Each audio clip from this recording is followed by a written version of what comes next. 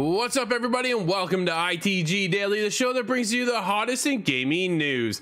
I'm Drew Bosley. You can find me on Twitter at ArtisticGamer28, and that's the one and the only. It is Scott Savage. Scott can be found on Twitter at Savage. Scott, happy Friday, man. What's going on? Oh, man, I'm getting excited about some new projects in the horizon, and well, I think that's what we're going to be talking a lot about today. There is a little bit we're going to be talking about for sure, but before we get there, here's a word from our friends at Main Mission. It's the ultimate Easter egg, a streaming campaign like no other, a mission with the goal to change lives in real life. I challenge you to join me on the Main Mission, a charity stream campaign to raise funds for Covenant House. From March 7th to April 1st, we welcome everyone to join this fundraising mission to benefit youth who are homeless, trafficked, or at risk. The campaign will feature prizes, giveaways, and big surprises. And on April 2nd, we join forces with some of the biggest content creators and gamers to raise maximum funds. Help us change the game. Can we count you in?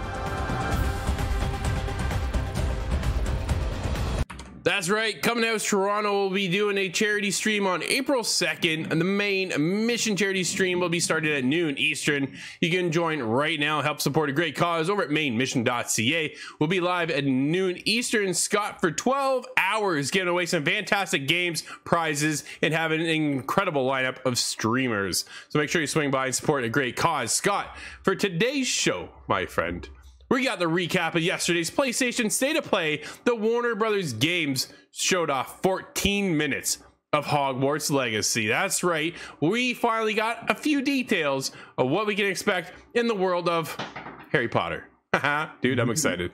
Looking forward to that one. Horizon Forbidden West sees an update I've been waiting for a very long time. It's nice to see that make its way. Really hoping this solves your problem. Absolutely. And Sony showing some more love for Kojima's next project. I'm not really surprised. Are you? No, I don't think there's a person on the planet that's going to be real disappointed about him working. No, not at all. Well, everybody can be joining us live over on twitch.tv/theofficial ITG, as well as YouTube at ITG Reviews. But if you can't join us live, join us later inside the game.ca, podcast services, and TV streaming networks around the globe. Scott, let's get into Hogwarts Legacy State of Play. Overall thoughts yesterday, but we saw 14 minutes of gameplay, and then from there we actually got a bit of a developer interview kind of behind the scenes and their thoughts and impressions and things that they feel, kind of how they're bringing the world of Harry Potter to life. Yeah, really, right?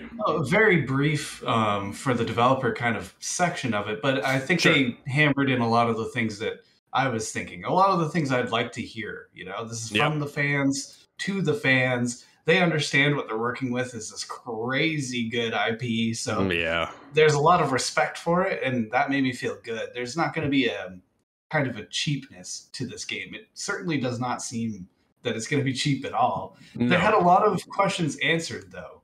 Was there anything that stands out from you? There's only one in my mind, really. One question I have that remains.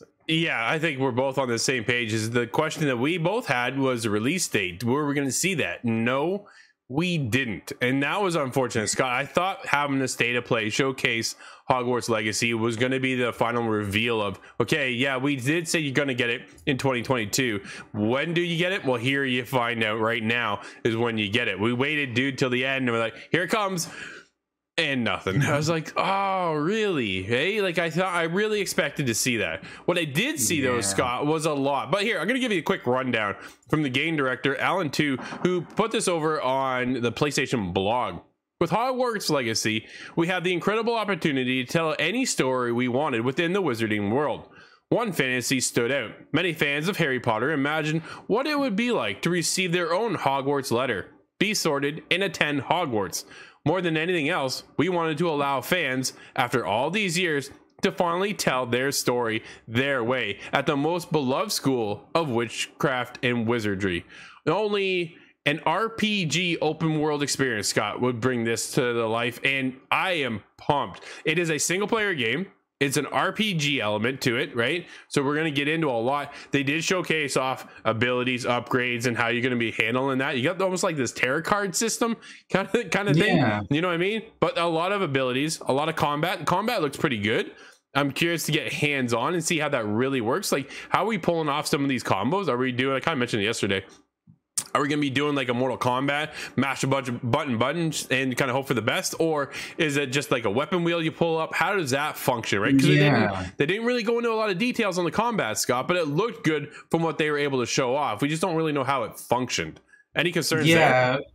Well, it's kind of strange to me that they didn't offer much of an explanation as to how it goes. They just kind of let the video play for itself, and it does speak a lot to the speed of the combat. It's not a turn-based game, so there's a lot of things you can kind of cross off and rule out, but they didn't really go into the heavy details about how to fight or how you're going to learn these spells, other than there is classes that you have to attend.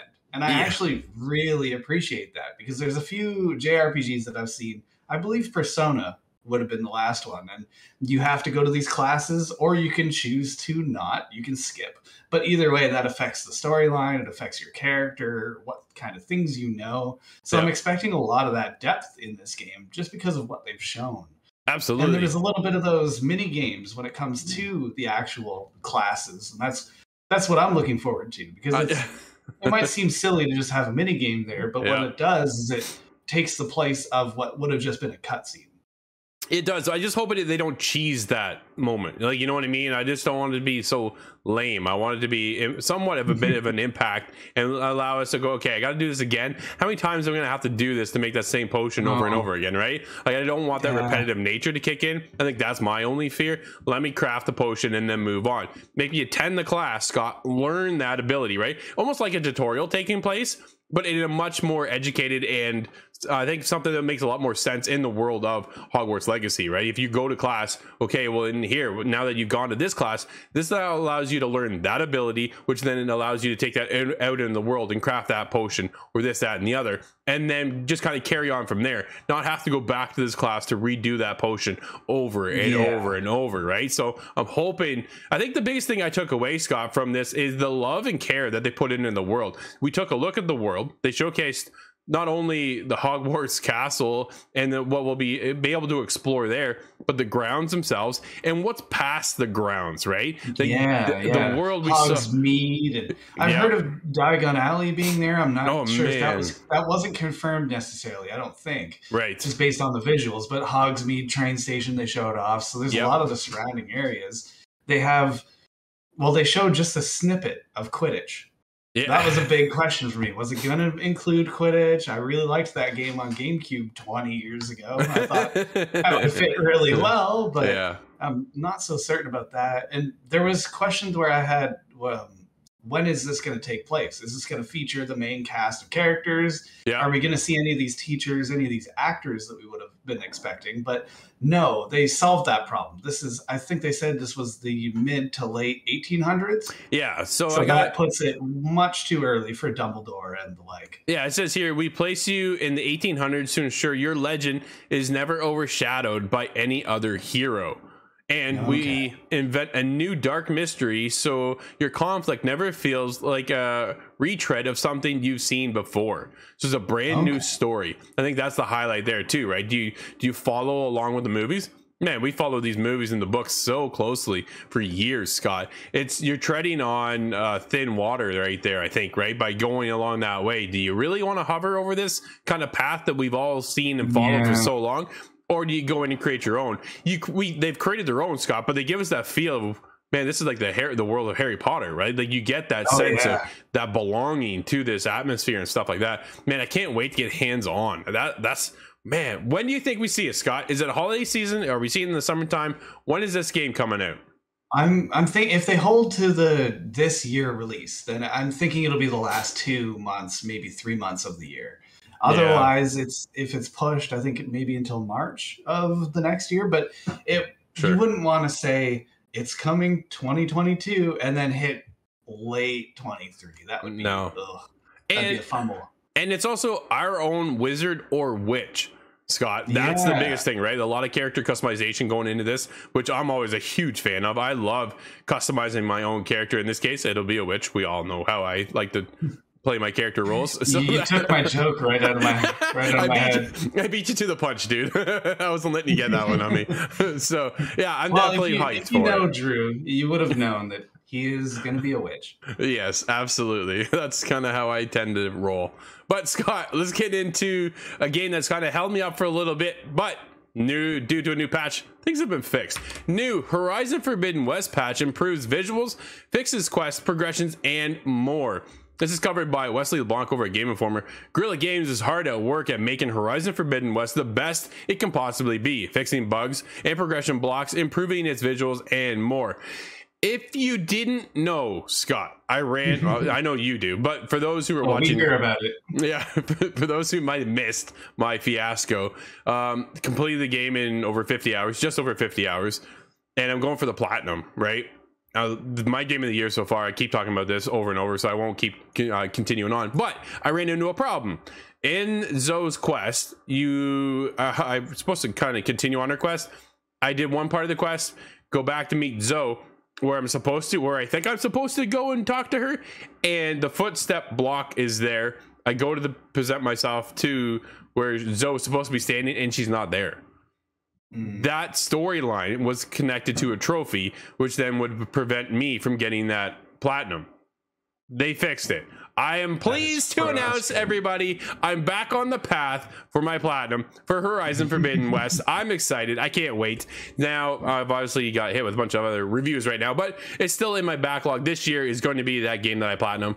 I always kind of look for one, right? So I think this little bug was probably the only negative feeling you got from this game, if I recall. It seems like it hit a 10 out of 10 regardless, but yeah, this is so frustrating. I'm a completionist.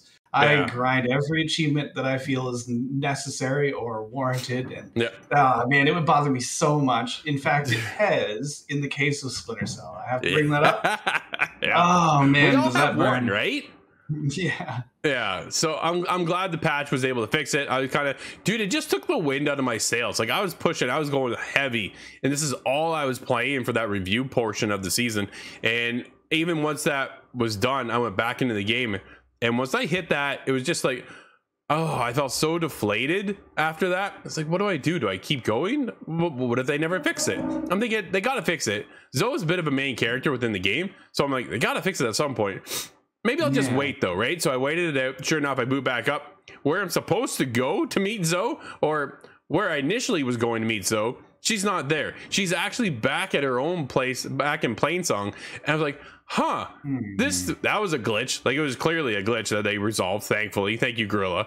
And way I go, dude. And now I'm continuing my quest. So it feels great to be back in the world of Horizon Forbidden West. But if anybody's been following video games this year, dude, they're just non-stop. There's so much to cover right now. It is a crazy season. You know, you kind of gear up for the holiday season, expecting to get bombarded with a ton of games.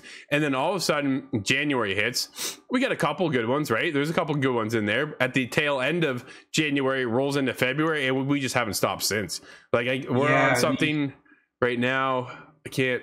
Can I? No, I can't. So I teased it to you. We got something coming up next week. Pay attention to that. But it's one of those, man, here we go again, right? Like, it's just do, and I love it. I absolutely love it, Scott. Oh, it's really hard to complain when it comes with this many. I look at the beginning of this being Halo in December, and from then it just, what is there, a dozen titles now that could demand hundreds of hours from you? Oh, I'm not sure if I even need releases coming out next year. Well, that's just it, right? It's such a great time to be a gamer because there's so many opportunities to play whatever you want, whether you're feeling it or not. Like Corey and I this week are reviewing, I almost said God of War. Dude, I was this close. Assassin's Creed. We're not that privileged here. Not yet. We're still working on it with PlayStation. Well, shout out to our friends over there. No, Assassin's Creed Valhalla, Dawn of Ragnarok. Corey and I are reviewing that this week because, dude, Ragnarok, that DLC is massive. Like, that's a whole other story content piece on its own that's going to have you spending hours. There's a little quick early look at the review, but that's one of those things, like, everything that launches, right, isn't just a quick get in get out sort of scenario. I think it's been so big. You right now, you're talking about playing Tunic, which has been a nice little, I hear it's a nice change of pace from what we've been on recently, so I'm looking forward to jumping in there myself, but we'll see if we get there. Dude, what I want to jump into though is Hideo Kojima's new project getting lots of love from Sony. Are you really surprised, Scott? No, not exactly. Anybody I think surprised? just that everybody respects the art that man puts out, and anything that has his name on it is, well, I think it's a safe bet to say it's going to be good. Absolutely. It might not make a lot of sense, but it'll be good. Yeah, I'm telling you, Metal Gear Solid 5, that intro, I was so lost. I even booted it back up recently, and I still don't understand why this flaming whale comes and eats this helicopter. I don't get it. If somebody does, hit me up on Twitter or hit the official ITG on Twitter. Somebody, please explain that to me. I tried to catch up with Metal Gear Rise Revengeance, and that whole game, I'm going, what? Yeah, don't do that. Don't do. I didn't get very far, but I thought, what is this? This doesn't make any sense to me at all. Yeah. This article comes from Sammy Baker over at Push Square. Hideo Kojima is working on his next project and is getting a lot of love from Sony yet again. He's been handed a prototype of the Japanese giant's teleconferencing technology, Matto, which he's using to oversee motion capture sessions taking place in the United States. This is not publicly available kit yet, so Kojima has received an early build here. Interestingly, the motion capture sessions appear to be taking place in Sony Santa Monica's studio, which the company does admittedly rent out to third parties. For example, Resident Evil 8 Village, those cutscenes were shot there. First party projects will always take priority at the location. However, so this will fuel speculation that the Metal Gear man has partnered with PlayStation again. Scott, take note. They also have a rumor floating around right now that Kojima has been making deals with Xbox of a cloud-based game that they're working on as well. Kojima is a very busy man. What is he up to now, Scott? Well, what I'm wondering is, does Kojima understand Hideo?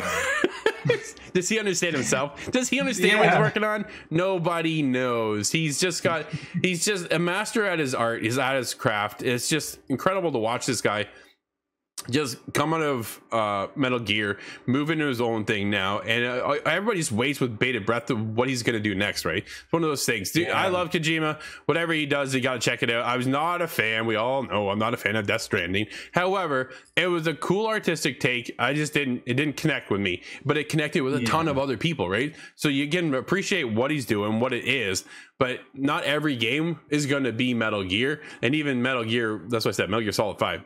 Man, if you can explain what that whale is really up to, I'd love to know. So, I wonder if the explanation is just survive. Man, I don't know. It was, man. But you know what? It felt so good to be back in that world. Will we ever? Okay, here's the other thing, right? There's also rumors of Sony taking the rights to a Konami IP. Yeah. Right? Can we get Everybody wants to Kojima wonder. back in on the Metal Gear? Is it Silent Hill? Oh man, PT is still loved and talked about. Yep. Really, Kojima has the golden touch. It just, as much as we can get out of the guy without burning him out, the world will be better off for it. I think he's honestly burnt out of Metal Gear Solid, which I understand, right? There's 5 of them. You can only create so many before you're like, I got to do something else. I just missed that espionage stealth gameplay, right? Even when it moved to Metal Gear Solid 5, it's just open field now. This is open kind of even during the day stealth system. And you're like, man, it just felt so good to be slithering around and then popping up and sniping guys, jumping in boxes, and then you're just taking off. It was, man. Or crawling up to everybody and every item and sending them to the sky with a Fulton balloon. Yeah, exactly, right? There's just, oh man, will we ever get another, it doesn't have to be Metal Gear, Scott. I just want another stealth game out of Kojima. I don't know if that'll ever happen, but our fingers are crossed.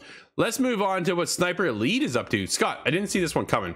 I knew it was in the works, but this one has a little bit of a different twist, and I was kind of surprised. Sniper Elite 5 gets a May release date.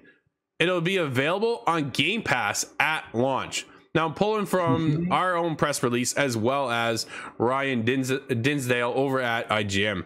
Rebellion has announced on Twitter, which is a weird spot, but I said I did get a press release as well. The Sniper Elite 5 is launching on May 26th. It will be available on Xbox Game Pass at launch, which they've done in the past. Right now, you can get Sniper Elite 4 on Game Pass. And it will also release on PlayStation 4, PlayStation 5, Xbox Series, and One, it says, and PC. Man, I just wish Xbox would have gone with the number system. Xbox 2. Yeah, I don't know what's wrong with that. You know what I mean? Sniper Elite 5 will be set in France, 1944, with the players taking part in a U.S. military operation along the coast of Brittany. It features secret Nazi project called Operation Kraken that threatens to end World War II in the defeat for the Allies. Dude, I'm always a big fan of Sniper Elite. It's sniping, man. I love sniping in games. Yeah, it's one of my favorite things, right? There's other good sniper games, but I don't think any of them do it quite the same. No, and I always wondered too if Sniper Elite would go to a modern setting. Here we are again, not clearly in a modern setting. 1944 is not a modern setting. So I just wonder if will they ever flip that over? Because we do have Sniper Ghost Warrior Contracts 2. Yeah. They had Contracts, which I thought was a really good game. Contracts 2, it's just a great game as well. But it's more in the modern feel, right? You're using a lot of tech and gadgets. You have this mask that allows you to kind of go behind enemy lines and see other things. And like it's really cool. You get into drones, all kinds of stuff, right? Where you have the other spectrum when you get into the Sniper Elite series from Rebellion and you get back into the World War stuff. And a lot of people are burnt out on that, right? A lot of trip mines in that game, though. Yes. I really appreciate setting traps and working around things slowly. So if it does go modern, I wonder if they can preserve that. Or perhaps that's why it hasn't gone modern yet. Maybe, Scott. That could be a good reason. It also has multiplayer, which we did feature once on the show, and it was a blast. If you can get a large enough lobby of friends and you're just sniping each other, man, it's like the funniest thing in the world. It is such a blast. But Scott, this also comes with a season pass. That's the surprising part to me. Yeah. Which then also features 2 campaign missions, 2 weapon skin packs, 2 character packs, and 6 weapon packs. Now, I took a look at the press release. There was no price in there for the season pass. So there is other content in the works for it. Something to keep mindful of. I was wondering if we're going to get a battle pass, because that is a big focus with everybody now, especially in the multiplayer side. So right now you get multiplayer for Sniper Elite, but that's all you get, right? There's no actual battle pass that I am aware of as of right now, Scott. Yeah, I'm wondering if they're going to do a 2-player mode kind of thing to give a spotter and a sniper. I believe that's how they did it in number 3 and 4. I didn't get to play number 3. They have co-op. So. It is co-op. It is awesome. My brother and I played 4 in co-op. It's a great time, dude. You can't go wrong. It's so much fun. When you're with some people, and it is that situation too, right? They have a couple different game modes. I'm not going to go too far into it, but they have like a horde mode kind of thing, believe it or not, in sniping, which is a bit of a bizarre thing. But they also have the spotter and sniper situation too, where one's calling out all the enemies and then the other one's got to pick them all off. Dude, it's real. I just love it. If you're a fan of sniping and you haven't played Sniper Elite, man, go pick up 4 on Game Pass and then get ready for 5. And then you can thank us later. So that's how we're going to do it. Scott, we are almost at the end of the show. It always goes by so fast. You know what? We're always grabbing some articles and we kind of go, man, is that enough to talk about? And then we just don't make it through all sometimes, of them. Sometimes there's too much. We just can't even. Exactly. Scott, we do have some new releases, though. What do we have coming out? Yes, we have available now on the Nintendo Switch Online Expansion Pack. You can grab these Sega Genesis games. This is an interesting kind of pop-up to me. I didn't expect this one, but there is Alien Soldier, Super Fantasy Zone, and Light Crusader. I believe that is the only 3 they've added as of now. Does that interest you at all? Not these titles specifically. I'm not familiar with these ones, but being Sega Genesis, my only memory goes back to Sonic. I was going to say, were you a big Sega kid growing up at all? I was not as much as my cousin. My cousin was right into Sega. So it was kind of... I didn't like Mario. I liked Sonic. Well, that's fair. We also have a big release out today, Scott. What is that? That's right. Stranger of Paradise, Final Fantasy Origin. And I hear the comments coming in. That's on PlayStation 4, 5, Xbox One, and 2. NPC. That's right, man. Yeah, everybody's looking forward to that one. I know our good friend Northern Nerdcast Brad is definitely pretty pumped for this one. Scott, are you gonna check it out? Oh, I'm going to have to. Yes, this one is a burning curiosity for me. Absolutely. Scott, that's going to wrap up today's show. Everybody, thank you for hanging out with us. This has been ITG Daily, the show that brings you the hottest in gaming news. You can always join us live over on twitch.tv/the official ITG, as well as YouTube at ITG Reviews. But if you can't join us live, hit us up later. InsideTheGame.ca, podcast services, and TV streaming networks around the globe. It's Friday, everybody. So have a great weekend, and we'll see you Monday. I'm Drew, that's Scott, and we'll see you inside the game.